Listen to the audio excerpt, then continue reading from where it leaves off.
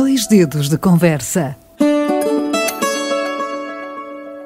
Todos os dias.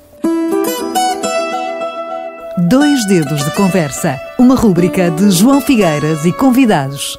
Na Alvor FM.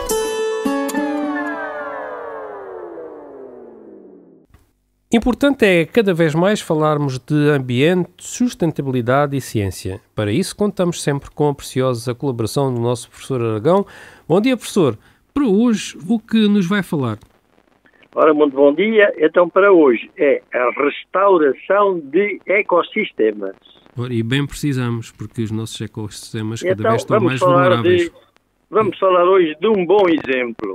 Já há mais, até tenho a ideia de outro, mas hoje vamos começar a falar de um na sequência daquilo que foi acontecendo. Isto porquê? Porque perante a diminuição catastrófica da biodiversidade, o homem, pois, se alguém pensou nisso, nem todos destroem, muitos constroem e recuperam, e então começou-se a recuperação de alguns ecossistemas e os resultados foram surpreendentes, quer no local, quer no tempo em que aconteceu, de um modo muito positivo. Ora, o exemplo de hoje é o Parque de Yellowstone, nos Estados Unidos. Na década de cerca de 1930, o lobo cinzento que lá habitava, os chamados Canis lupus, seu nome latino, foi eliminado de Yellowstone devido à campanha de erradicação impulsionada pela atividade de caça e, simultaneamente, uma política federal de perseguição do lobo, que na altura se pensava ser uma coisa boa fazer isso.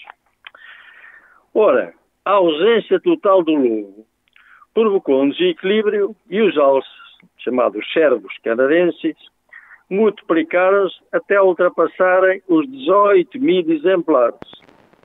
Ora, o que é que acontece?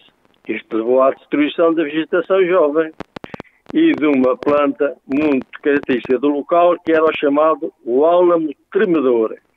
Seu nome latino, o Populus tremuloides, porque ao mínimo a brisa, as folhas, o pecíolo da folha tem uma constituição especial e a folha vibra, é por isso que assim se chama, o álamo tremedor. Ora, então o álamo tremedor deixou de crescer durante décadas. Em 1990 ainda não havia qualquer rebento novo, porque os alces comem os rebentos, comem os ramos e até as cascas dos álamos. Em 95, alguém decidiu reintroduzir o lobo cinzento. Ora, o impacto da presença deste predador, que é um predador carnívoro, foi eficaz.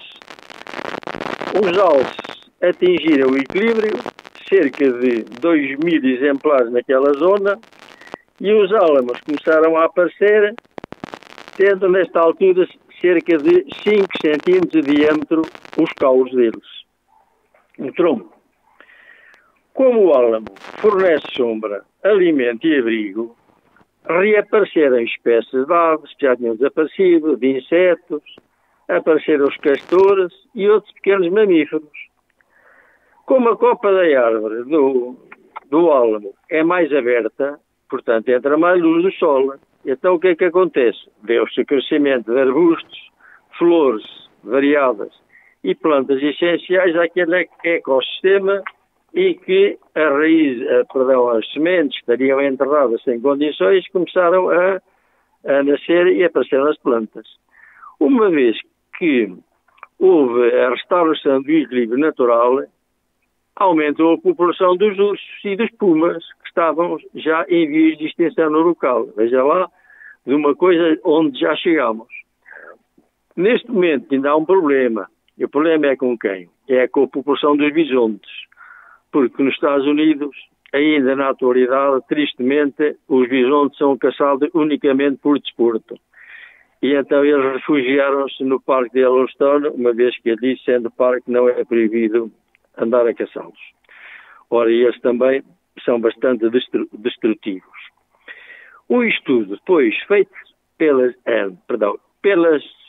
interações entre a biosfera e a atmosfera, isto foi feito pela Universidade de Leeds, destacou que a reintrodução de grandes carnívoros tem impactos ecossistemas mais profundos que as próprias alterações climáticas. Só que neste caso, para tornar as paisagens mais funcionais e mais resilientes. Está em estudo agora a análise destes 3 factos que, entretanto, se verificaram as suas interações e agora está-se a estudar o fundamento, que são o quê? As mudanças climáticas, a reintrodução de predadores e a dinâmica dos solos, que na natureza interagem os 3 em conjunto.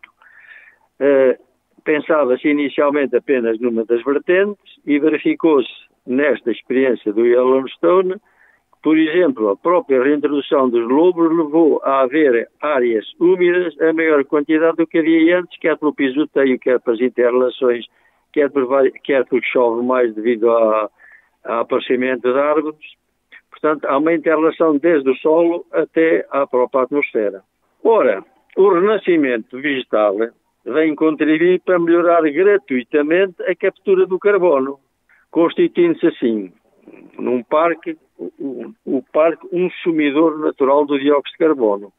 Ora, esta constatação ainda não foi tida em conta em Portugal e que ainda está no caminho do abate e destruição da mata, da floresta, dos montados, do coberto vegetal. Pois eu digo que não é substituindo a vegetação clorofilina por painéis solares fotovoltaicos que diminui a pegada do CO2. Tanto mais, uma árvore, falo continuamente, e por várias gerações. Um painel solar tem um tempo de vida útil limitado, tem uma rentabilidade flutuante, conforme vimos, terem sido a causa do apagão que houve, e a sua feitura, a sua instalação e a sua manutenção implica a produção de tanto dióxido de carbono como aquele que eventualmente ele vai evitar ser produzido. Como sempre, o interesse económico manda mais. Pronto. Este foi o exemplo de uma recuperação do Yellowstone. E para terminarmos, professor? Para terminar, olhe, pois não é o único, só dizer um outro que também teve, não vou descrevê-lo, mas teve também muito êxito, que foi a recuperação das tartarugas da Ilha dos Galápagos, que tinham sido praticamente extintas e reintroduzidos outros animais, como fosse o cão e o gato. Professor, lembra-se daquela fotografia do ex-presidente Mário Soares em cima de uma tartaruga? Em cima de uma, não foi? Sim, sim. Estou-me a lembrar.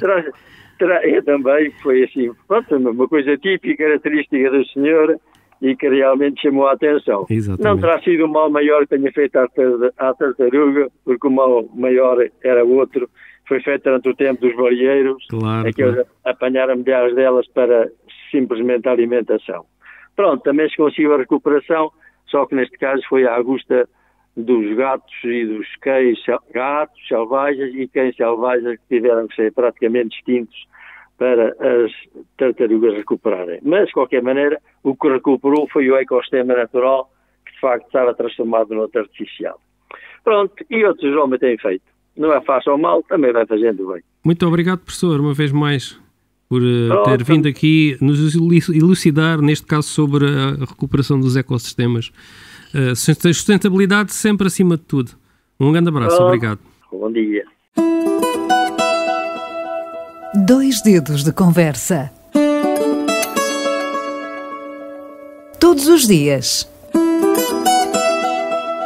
2 dedos de conversa. Uma rúbrica de João Figueiras e convidados. Na Alvor FM.